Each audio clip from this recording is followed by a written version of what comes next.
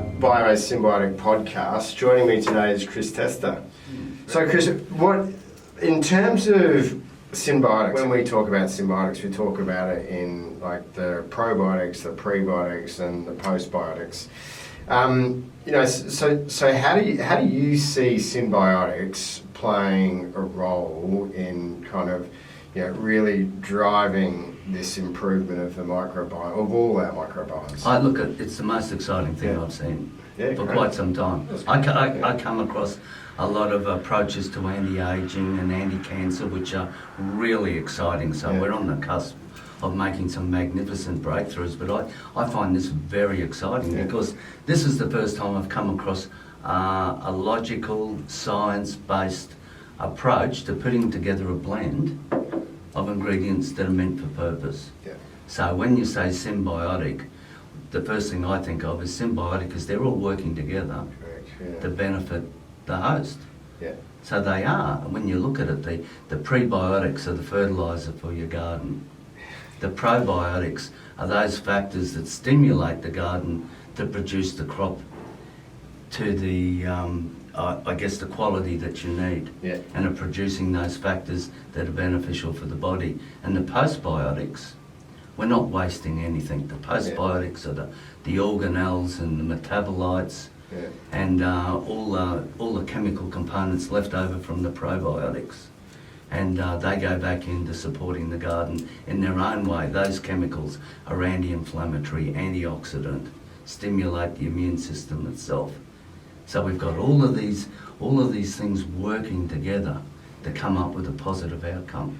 Yeah, I do like the garden. I like the garden analogy. It makes it simple for me to understand and sort of explain. Well, because we'd also some of the ways that we tried to explain it is almost like, what do symbiotics do? Well, if you put it in the garden context, we actually sometimes say, they weed, seed and feed. It's like that's kind of the way that they do to look after your microbiome in order to let it flourish the way it should. Yeah, because a healthy garden from time to time will have weeds. Yeah. But if the garden's healthy, it will stop the weeds growing out of control. Yes. And it'll keep them under control. So that's what we're doing. Well, and I think the other thing around that is we often talk about the kind of balance because, you're never going to get rid of pathogens. Like they're always going to be there. And it's not about getting rid of them. It's about the balance and like keeping everything in balance so it can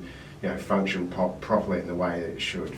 Yeah, like an example is everyone thinks oxidative stress is bad. Yeah. But oxidative stress needs to be in balance, and oxidative stress is actually a signal to cells. Can we actually take a step back? What oxidative stress? What do you mean? What is that? What do you mean by that? In simple terms. In terms of a cell, a cell has a function where it's producing energy. Yeah. It's producing proteins. Correct. It's regrowing. Yeah. Part of the cell's dying and it's regenerating and renewing. Part of that process is we create some unwanted toxins. Right. Okay. And oxidative stress is these radicals that steal electrons and damage tissue and parts of cells. Right. And in fact, that's nature's way of telling that cell to put certain mechanisms in place for survival. Right. So oxidative stress in the right balance is positive. Yeah, okay. Yeah. It's when it's out of control and when we've got these environmental stresses, we've got these toxic pesticides and chemicals that are overpowering the body. We have oxidative stress running out of control where it's doing an incredible amount of damage and the body can't keep up with the repair mechanism. That's when oxidative stress is negative. It becomes too much. So it's great for us to take antioxidants. Yeah. But how do we know what balance we're creating? Correct. Wouldn't it be nice to have a mechanism where we've got a symbiotic approach?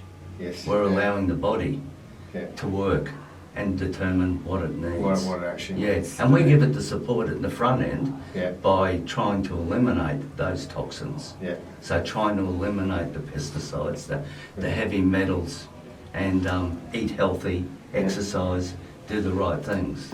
And then give it what it needs from a microbiome in order to kind of deal with that. Find it again. It's finding the natural balance that it needs. No one's going to manage it better. And the other interesting thing that I kind of found, again through some recent experiences, and this is I'm going to get back to the point that you just made. Let me go on a bit of a tangent. But it was when we're looking at these antibiotics, it was a specific antibiotic to solve a certain problem. And then when I actually started digging into it, the microbe, the probiotic that we use, the Bacillus subtilis, I was doing a lot of research into it, and I actually found that there's research at the moment around Bacillus subtilis is used to actually fight Staphylococcus aureus, golden staph, which is where all this kind of came from. And Bacillus subtilis is actually producing 68 antimicrobial properties or antibiotics, and so it's naturally kind of developing its own range of antimicrobial properties or antibiotics in order to combat things like that, to keep that balance. So if we can kind of enable more of that and the nature's own way of doing it, which is where we start talking about nature's intelligence. Nature has this intelligence. How do we actually kind of get back to that and promote that, as opposed to kind of, as you were saying before, solve the symptoms? Nature's magnificent, and when you think about it, you look at the history of medicine. All our ideas come from nature. 100%, yeah. So, okay. So here's a funny one for you. Well, it's not funny. It's just a fact. I heard the other day, and you may actually already know this, so you can confirm or deny. But one of the first antibiotics was bacitracin, right? And actually, where it came about was a lady called Tracy actually had a cut on her arm, and half it was covered, the other half wasn't, and the half that wasn't covered actually healed quicker than the half that was covered, and had disinfectant on the half that was covered. And so they took a swab and found that there was a microbe that was found on the half that wasn't covered was Bacillus. So where bacitracin actually came from was Bacillus on a lady called Tracy. Okay. Can you confirm or deny that? I hadn't heard that. But that's what I heard. That's a great story. Yeah. Take that and run with it. Take that and run with it. Yeah. So just in terms of keeping it ticking, symbiotics, great. So what are your plans? What do you got? What do you got in the pipeline in terms of using? Where do I start? This is look. I'm at the end of my career, sort of in terms of age. But I mean, this has got me excited and motivated and full of energy again. But I've got at least 15 products in trial at the moment. 15. Yeah, and I've probably got another 10 that I want to introduce in terms of what we can do with the various symbiotic blends. Let's see, for example, within the skincare the skincare range, we've got a day and night moisturiser, we've got a cleanser, and we've got a boosting serum, and we've got a skin lightening evening serum. But we're going to introduce a mask. We're going to introduce an acne range, because I've used the cleanser and I've used the base without any active in it for problem acne, and we've had very successful results. So these are young kids with acne, very self-conscious at school about it, and we've had a lot of success when mum and dad keep them disciplined and cleanse twice a day and apply the base, which restores the microbiome, which has all of those lovely ingredients in it that are fighting those nasty bacteria that are causing the inflammation and the infection. So we're having a lot of success with that. I'll bring out a medicated range that I'll introduce to dermatologists, and this is a base range for basic psoriasis and eczema, because we've had a number of patients we've had success with, again, restoring and maintaining the restoration of the skin's biome. I'll bring out a body wash, a daily moisturiser, body moisturiser, a shampoo and conditioner, and I'll incorporate this into some hair restoration formulas. Hair. microbiome on the hair too. Yeah. Is it targeted? We've got a microbiome. It's targeted on Scalp. the scalp. Yeah.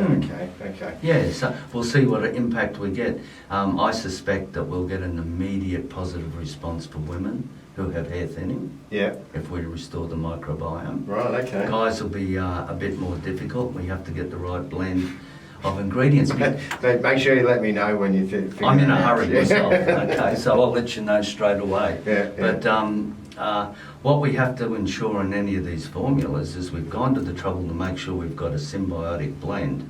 We have to make sure we don't introduce ingredients that tip that balance. Yeah. Okay, we have to maintain a particular pH and also not interfere with any of those ingredients. So that's why we do a fair bit of trialling with each of the products. So what you're saying about the acne, we don't necessarily need to hone in on the acne side of things, but it kind of goes back to what what I was talking, my little bacitracin story.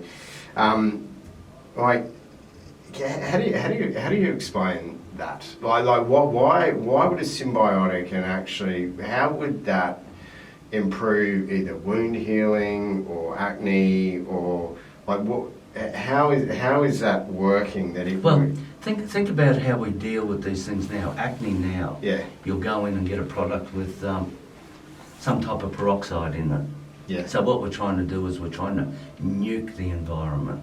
Yeah. Okay. Yeah. We've got an infection there. You can see sebum plug. Yeah. Behind it, bacteria is growing. We're getting redness, swelling, heat, inflammation, and it's going to lead to scarring. Yes. Yeah. Acne scarring and things like that. So we go in, we use a harsh cleanser to strip all the oils out of the skin, and then we use something to nuke the bacterial infection. And it's indiscriminate. What we're doing is we're actually stripping the microbiome and then we're nuking it. Right. Okay, so we're going in and we're dropping Agent Orange on the garden. Right. Aren't we? Okay. We're killing everything. We're knocking over the infection, congratulations, but we're destroying the garden. Yes. So where's all the factors that are supporting the collagen regrowth, the elastin regrowth, the immune system function, and where are the natural antibiotics that are going to stop that infection from grabbing a foothold again? Where are all the natural nutritional elements? So if we go in, use a symbiotic cleanser, so we're not destroying the biome with the cleanser, but we are cleaning debris away, and then we're introducing a product that's got a symbiotic blend in it that supports all of those functions that eliminate the infection, but also support wound healing. So there's a lot of that infection. Just to make sure I understand it, like that would be pathogens. And so that's what causes it. So you'd be introducing, a probiotic which would have its own antibiotic properties that would actually get that restore that balance and reduce the infection. Because these symbiotic ingredients are non-pathogenic. So they're not harmful. They're beneficial. They're working for us and with us. Okay, and they're helping to overbalance or outweigh the pathogens. We're restoring that balance. It's what nature intended. That skin is a barrier. It protects the body from infection and attack from pathogens. So what we're doing is restoring that balance to let nature do its work. It's quite exciting, isn't it? It's fantastic. Yeah, it really is. And actually hearing you talk about it, particularly, we've all been teenagers, and actually, I've got like nieces and nephews that are now teenagers, and it's, watching them kind of deal with acne and things like that, and actually potentially finding solutions that are again getting connected back to nature, as we talk about it, connecting to nature's intelligence.